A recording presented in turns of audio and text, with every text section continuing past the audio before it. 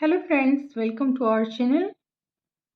आज की वीडियो में हम different between mitosis and meiosis के बारे में बात करने वाले, यानी कि समसूत्री और अर्धसूत्री कोशिका विभाजन में अंतर। आइए देखते हैं कि समसूत्री और अर्धसूत्री कोशिका विभाजन में क्या अंतर होता है। समसूत्री कोशिका विभाजन जो होती है वो कायिक कोशिकाओं में होती है और इसके फलस्वरूप जो जीवों में वृद्धि होती है और टूटे फूटे भागों में मरम्मत होती है। समसूत्री विभाजन कायिक कोशिकाओं में होता है जिसके फलस्वरूप जीवों में वृद्धि और टूटे फूटे भागों की मरम्मत होती है। जबकि देखा जाए तो अर्धसूत्री जो विभाजन होता है वो जनन कोशिकाओं में होता है और इसके फलस्वरूप अनेक इसके द्वारा जीवों में एक पीढ़ी से दूसरी पीढ़ी में इंफॉर्मेशन जाती है। किसके द्वारा? अर्धसूत्री विभाजन के द्वारा, यानी कि मियोसिस के द्वारा एक पीढ़ी से दूसरी पीढ़ी में इंफॉर्मेशन क्या होती है? पहुंचती है। जबकि समसूत्री विभाजन ये कोशिका विभाजन केवल एक चरण में और अर्धसूत्री विभाजन 2 चरणों में पूर्ण होती है। जैसा कि हमने पढ़ा कि जो अर्धसूत्री विभाजन होता है वो अनेक जीवों में एक पीढ़ी से दूसरी पीढ़ी में जाती है।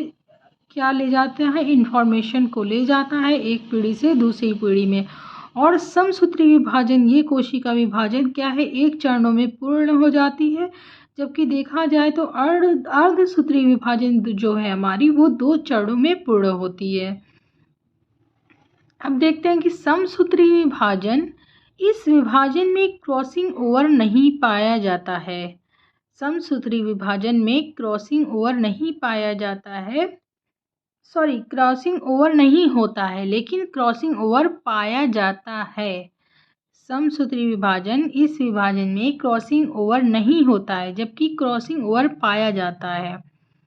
समसूत्री विभाजन में पूर्व अवस्था अपेक्षाकृत छोटी होती है जिसे हम प्रोफेज कहते हैं, जबकि समसूत्री विभाजन में प्रोफेज बड़ी होती है। यहाँ पे देखते हैं, थोड़ा सा कंफ्यूजन होगा आपको। यहाँ पे इस विभाजन में क्रॉसिंग ओवर नहीं होता है, क्रॉसिंग ओवर पाया जाता है। समसूत्री विभाजन में पूर्व अवस्था अपेक्षाकृत क्या है? जो हमारी पूर्व अवस्था होती है वो क्या है? अपेक्षाकृत छोटी होती है। किसमें? समसूत्री विभाजन में पूर्व अवस्था अपेक्षाकृत छोटी होती है जिसे हम प्रोफेज कहते हैं। जबकि समसूत्री विभाजन में प्रोफेज क्या होती है? बड़ी होती है। ये पूर्वावस्था की बात की थी और ये प्रोफेज विभाजन में क्या है? बड़ी होती है। समसूत्री विभाजन में प्रोफेज में बड़ी होती है, जो 5 अवस्थाओं में, कितनी अवस्थाओं में? 5 अवस्थाओं में विभाजित होती है। समसूत्री विभाजन में गुणसूत्रों के जोड़े नहीं बनते हैं, यानी क्रोमोसोम, ये किसकी बात की जा रही है? क्रोमोसोम के जोड़े नहीं बनते हैं। जबकि अर्धसूत्री विभाजन में क्रोमोसोम गुणसूत्रों यानी समजात गुणसूत्रों के जोड़े बनते हैं। यहाँ पे बहुत ही इम्पोर्टेंट है कि समसूत्री विभाजन में गुणसूत्रों के जोड़े नहीं बनते हैं, जबकि अर्धसूत्री विभाजन में गुणसूत्रों यानी समजात गुणसूत्रों के जोड़े बनते हैं, जिसे क्या कहते हैं? युग्मित गुणसूत्र कहते हैं। यानी समजात गुणसूत्रों के जोड़े बनते हैं जिसे युग्मित गुणसूत्र कहते हैं। यहीं से क्या होता है? हमारे क्रॉसिंग ओवर स्टार्ट होता है। समसूत्री विभाजन में संतति कोशिकाओं की गुणसूत्रों की संख्या मात्र कोशिका यानी कि जो हमारी पेरेंटल सेल होती है वो उसके बराबर होती है। किसके बराबर होती है? संतति कोशिकाओं की गुणसूत्रों की संख्या पेरेंटल सेल के बराबर होती है। लेकिन अर्धसूत्री विभाजन में गुणसूत्रों की संख्या, समसूत्री विभाजन में गुणसूत्रों की संख्या आधी रह जाती है। मीन्स कि जितनी हमारी पेरेंटल सेल्स की मात्र कोशिकाओं में गुणसूत्र थे वो उसके आधे रह जाते हैं। और समसूत्री विभाजन में अर्ध गुणसूत्र लंबे एवं पतले होते हैं। समसूत्री विभाजन में जो हमारे अर्ध गुणसूत्र होते हैं वो क्या होते हैं, लंबे एवं पतले होते हैं। जबकि अर्धसूत्री विभाजन में अगर देखा जाए तो अर्ध गुणसूत्र छोटे व मोटे होते हैं, छोटे व मोटे होते हैं। क्वेश्चन अगर पूछता है कि अर्धसूत्री विभाजन में गुणसूत्रों के आकार कैसे होते हैं, तो गुणसूत्रों के आकार लंबे एवं पतले होते हैं। और अगर ये क्वेश्चन पूछता है कि अर्धसूत्री विभाजन में अर्ध गुणसूत्र कैसे होते हैं, तो अर्धसूत्री विभाजन में अर्ध गुणसूत्र छोटे व मोटे होते हैं। पहले वाले में क्या था, पतले, लंबे और पतले, और इसमें छोटे व मोटे होते हैं। अब देखिए, समसूत्री विभाजन में पादप कोशिकाओं में कोशिका भित्ति अवश्य बनती है। समसूत्री विभाजन में पादप कोशिकाओं में कोशिका भित्ति जो हमारी है वो क्या है, उसका बनना अवश्य है। जबकि जो अर्धसूत्री विभाजन हमारा होता है उसके पादप कोशिकाओं में प्रथम अव्यवस्था के पश्चात कोशिका जो भित्ति हमारी होती है वो सदैव नहीं बनती है। इसमें क्या है, अवश्य बनती है, लेकिन इसमें जो प्रथम अव्यवस्था के पश्चात कोशिका भित्ति होती है वो सदैव नहीं बनती है, मतलब फिक्स नहीं है कि बनेगी कि नहीं बनेगी, हमेशा नहीं बनती है।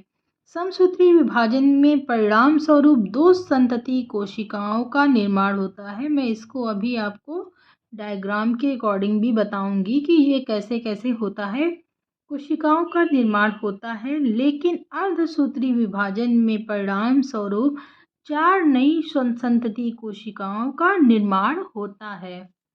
लास्ट में क्या होता है हमारा कि जो अर्धसूत्री विभाजन होता है उसके परिणाम स्वरूप हमारी 4 नई संतति कोशिकाओं का निर्माण हो जाता है। अब देखिए यहाँ पे डायग्राम के अकॉर्डिंग मैं बताऊंगी यहाँ से। अब अगर गाइस वीडियो पसंद आई तो प्लीज़ लाइक करना, शेयर करना और मेरे चैनल को सब्सक्राइब ज़रूर करना। यहाँ पे देखते हैं माइटोसिस वर्सेस मियोसिस। ये क्या है, ये सेल डिवीज़न के 2 टाइप हैं। माइटोसिस और मियोसिस क्या है, ये सेल डिवीज़न के 2 टाइप हैं। जो सोमैटिक माइटोसिस जो है वो सोमैटिक सेल्स में होता है, जैसे कि बॉडी का कोई भी सेल्स, जैसे liver cells, kidney cells, skin cells इत्यादि। अब मियोसिस देखिए, मियोसिस किस में होता है, ये सेक्स सेल्स में होता है, जो रिप्रोडक्टिव ऑर्गन्स में पाए जाते हैं, जो गैमेट्स प्रोड्यूस करते हैं। मेल्स के केस में ये स्पर्म प्रोड्यूस करते हैं और फीमेल के केस में ये एग या ओवम प्रोड्यूस करते हैं। एक बार फिर से मैं आपको बता देती हूँ कि माइटोसिस वर्सेस मियोसिस जो है ये सेल डिवीज़न के क्या है, 2 टाइप्स हैं। जिसमें माइटोसिस जो है हमारा ये सोमैटिक सेल्स में होता है और मियोसिस जो है ये सेक्स सेल्स में होता है। ये सोमैटिक सेल्स जैसे कि बॉडी के कोई भी cells, liver cells, kidney cells, skin cells, parts of the sex cells में होता है मियोसिस, जो रिप्रोडक्टिव ऑर्गन्स में पाए जाते हैं, जो गैमेट प्रोड्यूस करते हैं। ये मेल्स के केस में, मेल्स के केस में ये स्पर्म क्या प्रोड्यूस करते हैं, ये क्या करते हैं, स्पर्म प्रोड्यूस करते हैं। और फीमेल के केस में ये एग या ओवम प्रोड्यूस करते हैं। अब यहाँ पे माइटोसिस और मियोसिस में हम ये देखेंगे गाइस कि सेल डिवीज़न कैसे होता है। माइटोसिस समसूत्री और अर्धसूत्री कोशिकाओं में ये सेल डिवीज़न कैसे होता है, कोशिका विभाजन कैसे होता है। देखिए यहाँ पे माइटोसिस की अगर बात करें तो यहाँ पे 2 पेयर्स क्रोमोसोम्स हैं जो सोमैटिक सेल्स में ये क्या करते हैं कि फर्दर डिवाइड करके ये 2 सेल्स में यहाँ पे देखिए क्रोमोसोम्स की, जैसे पिछली वीडियोस में मैंने बताया था कि सोमैटिक सेल्स में ये 2 भागों में डिवाइड होंगे और यहाँ पे क्या होता है, सेल का डिवीज़न हो जाता है, ये सेल्स अलग अलग हो जाते हैं और यहाँ पे 2 अलग अलग डॉटर सेल्स बन जाती हैं। अब यहाँ पे मियोसिस में अगर हम देखें तो ये ऑकर सेक्स सेल्स में होता है। अर्धसूत्री विभाजन जो है वो क्या है कि सेक्स सेल्स में होता है, जो कि गैमेट प्रोड्यूस करता है। यहाँ पे देखिए 2 अलग अलग जोड़े हैं और ये क्या है, ये जुड़े हुए हैं। अब यहाँ पे देखिए फर्दर सेल डिवीज़न हुआ है तो ये 2 भागों में, ये मियोसिस का फर्स्ट फेज़ जिसको कहते हैं, मियोसिस फर्स्ट फेज़। और यहाँ माइटोसिस में एक ही फेज़ में ये पूरी संपन्न हो जाती है, लेकिन मेयोसिस में सेकंड मतलब 2 फेज़ होते हैं उसके मेयोसिस के, जो मेयोसिस फर्स्ट और मेयोसिस सेकंड में संपन्न होते हैं। अब यहाँ पे देखिए कि फर्दर सेल डिवीज़न जो है मेयोसिस फर्स्ट फेज़ कहते हैं। फिर यहाँ पे हमारी 4 नई, जैसा कि मैंने बताया था अभी कि 4 नई सेल्स बन जाती हैं। देखिए सेकंड जो हमारा सेल डिवीज़न हुआ है वहाँ पे 4 क्रोमोसोम्स, 4 डॉटर सेल्स बने हैं जिसे मेयोसिस सेकंड कहते हैं। अब देखिए यहाँ पे माइटोसिस वर्सेस मेयोसिस, ये 2 डॉटर सेल्स हैं जिसको डिप्लॉइड कहते हैं। डिप्लॉइड मतलब इसको हम डिप्लॉइड को 2n से प्रेजेंट करते हैं, मीन से 2 क्रोमोसोम्स।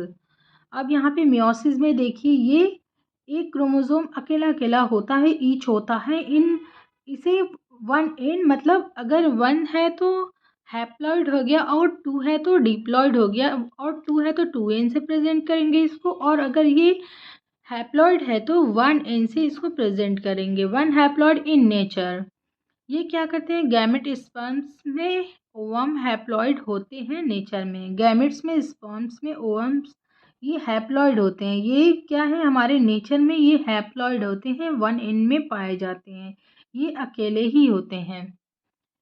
दोस्तों अगर वीडियो पसंद आई हो तो वंस अगेन प्लीज़ लाइक करना, शेयर करना और सब्सक्राइब करना। इंशाल्लाह मिलते हैं नेक्स्ट वीडियो में। Thanks for watching.